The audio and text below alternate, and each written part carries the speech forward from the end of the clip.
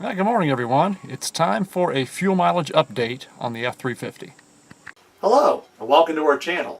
We're glad you're here. Well, let me start by apologizing for these horrible glasses I'm wearing. They're my safety glasses from work.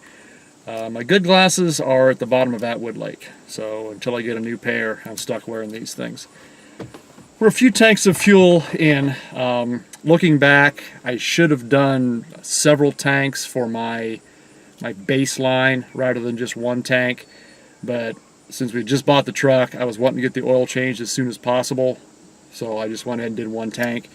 And if we look back, the original baseline fuel mileage, I went 351 miles, 25.8 gallons of diesel, which is an average of 13.6. So my baseline was 13.6.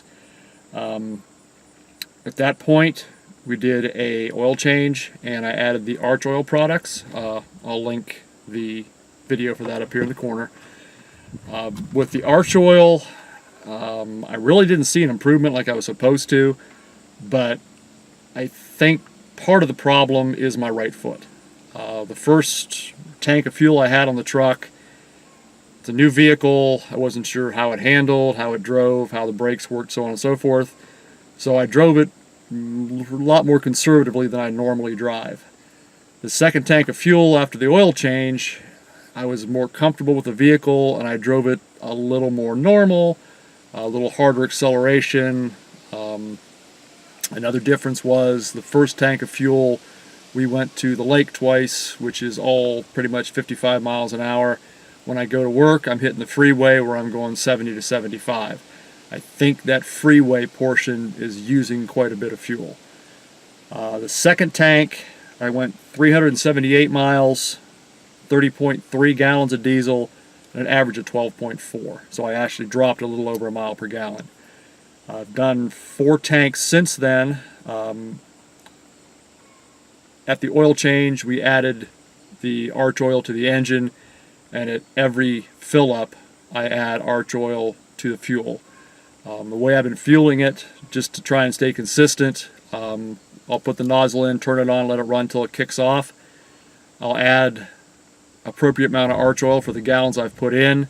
I'll stick the nozzle back in, turn it back on until it pops off again, which is usually less than $1 worth of fuel, and then I'll round it up to an even dollar amount. So I've been trying to stay consistent with the way I fill it to keep these test results as close as possible.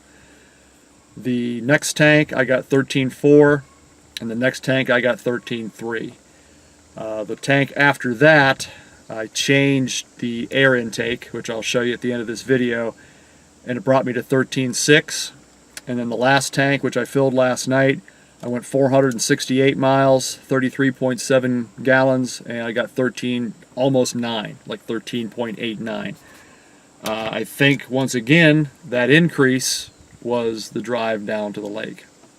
So I'm thinking about changing my route to work to not take the freeway and see if that helps improve the fuel economy. Because I think that 70 to 75 miles an hour for it's 10 miles in and 10 miles back on the freeway at least is bringing my fuel mileage down. So there's where we're at on the fuel mileage. We went from 13.6 to 13.9. Not a great increase, but like I said, I think the improvement is more than it shows, because that first tank, I think I only took this to work one time, and I was driving it a lot more conservatively than I am now. So let me take you out and show you that air intake I put on. Alright, I didn't bother doing a installation video on this because it was pretty simple. The kit came with the rubber boot for back here, this chrome tube, the rubber boot that goes into the box, this metal topper that goes on your original air cleaner box, a rubber seal for the top of it, and a filter. These are available readily on eBay or Amazon. There's several different kits. About the only difference is some of them have this blue filter, some of them have a black filter, some of them have a red filter, but other than that, they're pretty much all the same. The one I bought came with absolutely no instructions whatsoever, just the parts in a box, probably I assume from China.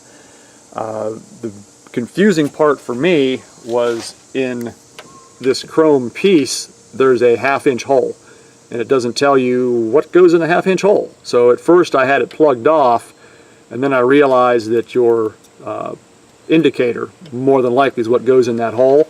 So I took the indicator out of my original air cleaner top and the rubber grommet, put it in here, and it flopped around. The grommet was loose, so I wrapped some rubber tape around the grommet and shoved the grommet back in, and that's tightened it up good. You don't have to remove your crankcase ventilation or the wastegate, the green hose that comes off the wastegate.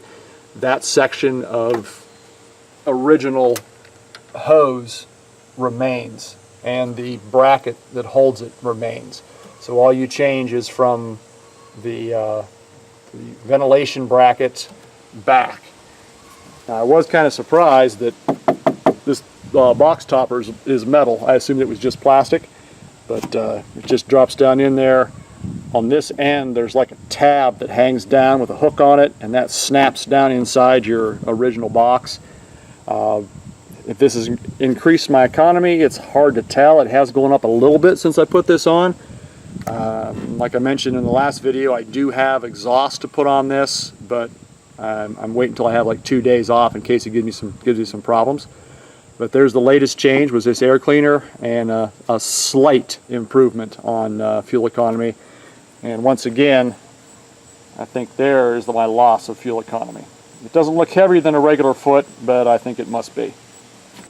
So thanks for watching. We'll keep you updated on the fuel economy as I keep adding equipment and changes to the truck. And once I've got the exhaust on and pretty much all the new parts I want to put on it, then I'm going to start messing with the tuner a little bit and see if raising the horsepower on the tuning increases the fuel economy. I've heard that like 75 to 90 horsepower increase is where you get your best fuel economy. So I'll slowly work my way up to that and see if that is actually true. They highly recommend the Arch Oil products in these 7.3s and the 6.0s. If you haven't checked out PowerstrokeHelp.com's YouTube channel, I urge you to do that. It is just chock full of information, especially for 7.3 and 6-liter owners. You can buy Arch Oil through his website. It ships direct from Arch Oil, and he puts a portion of the proceeds toward a train-a-vet program he uses to help train returning veterans, I believe in the diesel mechanic industry. So you can check out his channel. I'll put a link at the end of the video for that. Once again, thanks for watching. Please subscribe. Appreciate a thumbs up. Have a good day.